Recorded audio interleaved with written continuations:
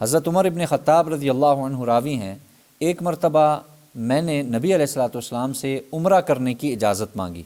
تو آپ نے مجھے اجازت عطا فرمائی اور ارشاد فرمایا، اے میرے چھوٹے بھائی، اپنی دعا میں ہمیں بھی شریک کر لینا اور دعا کے وقت ہمیں نہ بھولنا۔ حضرت عمر فرماتے ہیں کہ رسول خدا صلی اللہ علیہ وسلم نے ایسا کلمہ ارشاد فرمایا کہ اگر اس کے بدلے مجھے تمام دنیا بھی دے دی جائے تو مجھے خوشی نہ ہوگی۔ گویا آپ علیہ السلام حضرت عمر سے یہ فرما رہے ہیں کہ اے میرے چھوٹے بھائی، اپنی دعاؤں میں ہمیں بھی یاد رکھنا اور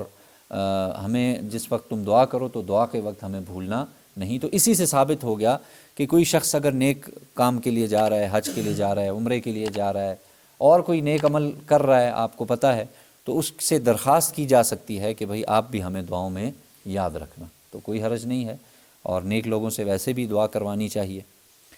اور زیادہ تو ظاہر ہے یہ تو اس سے ثابت ہو گیا نا دعا کی درخواست کرنا، باقی اصل تو یہ ہے کہ بھائی آدمی دعائیں لینے والا بن جائے، کسی کے کام اتنا آئے،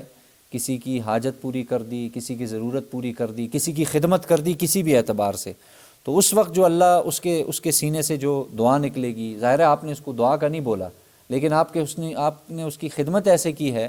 کہ خود بخود اس کے دل سے دعا نکل گئی ہے، تو یہ زیادہ باقاعدہ اثر رکھتی ہے، جیسے والدین کی دعا ہے۔ اب اسی وجہ سے کہا جاتا ہے کہ والدین سے دعاؤں کا درخواست بھی کیا کریں، لیکن بہتر اور زیادہ مناسب یہ ہے کہ ان سے خود دعائیں لیں۔ دعائیں لینا اور ہے، دعاؤں کا کہنا اور ہے۔